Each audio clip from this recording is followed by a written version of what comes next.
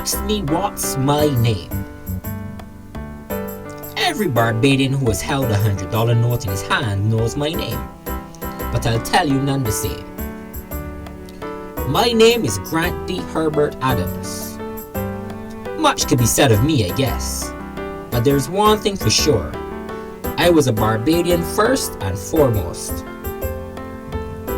The present Chief Justice, but at that time, Attorney General Sir David Simmons, echoed the sentiments of Sir James Tudor to the Jamaican author Theodore Seeley.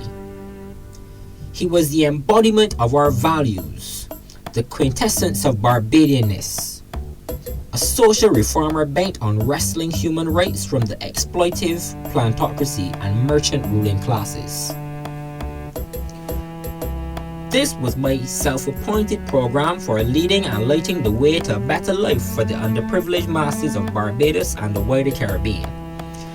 Maybe that's the reason I was also known as Moses, or Messiah. My vision was fixed on this task, bringing the oppressed masses out of social and economic bondage. This was the only way for Barbados to be free to develop in harmony. Taking on this task was not without great risk, both professionally and physically, for bullet holes in my late home terracotta bear testimony of the violence directed towards me.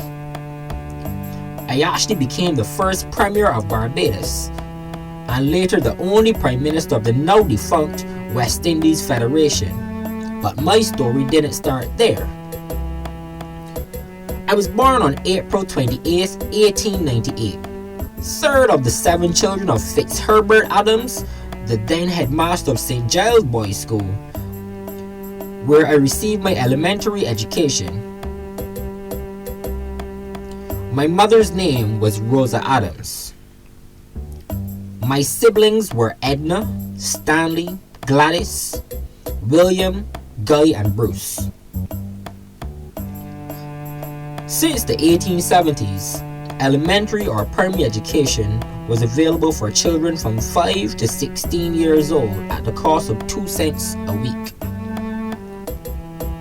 My dad had benefited from this, but unlike many who left to go to the world of laborious work, he was one of those chosen by the head teachers because of his academic potential to become assistants in their schools.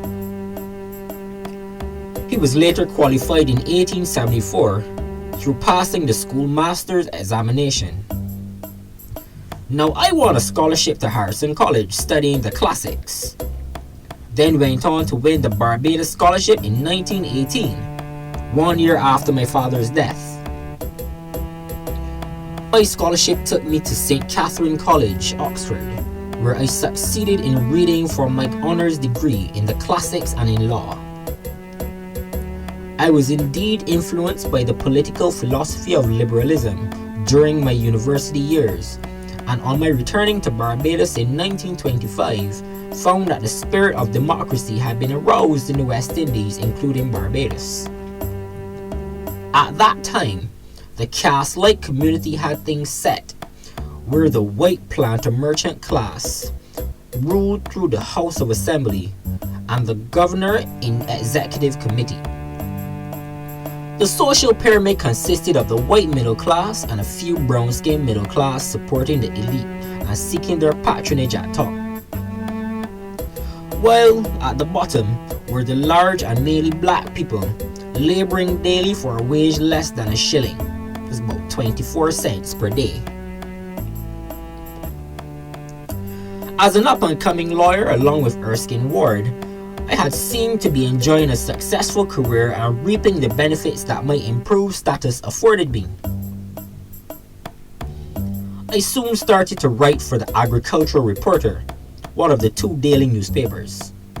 This newspaper was owned and supported by the planter and merchant class. The other one was the Herald, edited by Clonel Wickham, which promoted social democracy.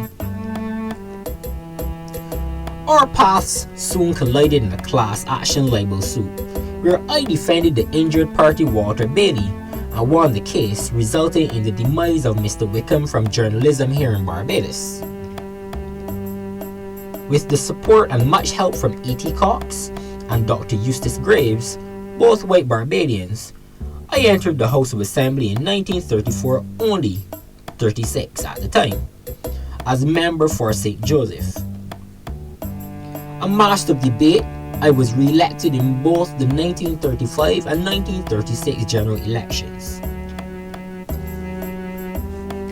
They even chose to send me to England to inform the Secretary of State for the colonies regarding the condition of the island, and I was the first to give evidence to the Dean Commission of Inquiry into the riots of 1937. As you should know, I was indirectly involved since I was the legal counsel for Clement Payne, whose deportation sparked the unrest and violence. Very few of the colored middle class wanted to be associated with the struggle.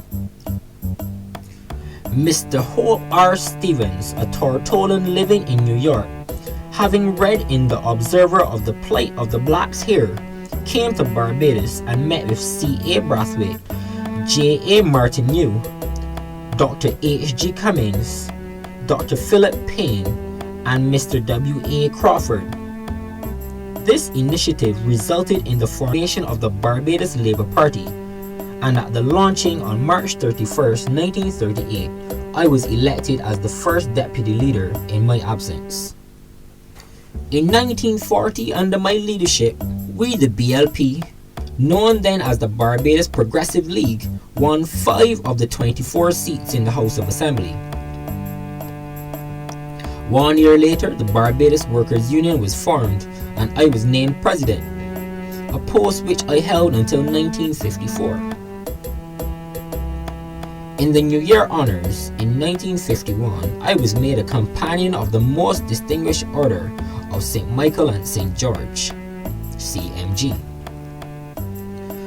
History will also remember my contribution to the Barbados Workmen'S Compensation Act, amendment to the Barbados Education Act, which modernized the system and improved facilities, the establishment of a wages board, minimum wage legislation, and a labor department, the 1943 reduction of the Barbadian right to vote franchise from £50 to £20 sterling, the ability of women to vote on equal terms with men, establishment of ERDISTON Teachers Training College in 1948, old age pension increase, and improved working conditions for shop assistants, also benefits for plantation and industrial workers, increase in the public service, the construction of the Deepwater Harbour and the Queen Elizabeth Hospital, and housing schemes and social welfare. Many saw me as one who was bought off when I accepted the governor's appointment as one of his executive committee. Then, when I represented UK's delegation as exclusive spokesperson on colonial and trusteeship matters at the UN General Assembly in Paris, because of the position I took against Russian policy, they dubbed me a mouthpiece of the colonial office, the spokesman of my masters, the British Imperial Government. Alongside and at times against Bustamante of Jamaica and Eric Williams of Trinidad, I fought battles for the Federation of the Islands of the Caribbean and served as its head for a few years before it was dissolved in 1962.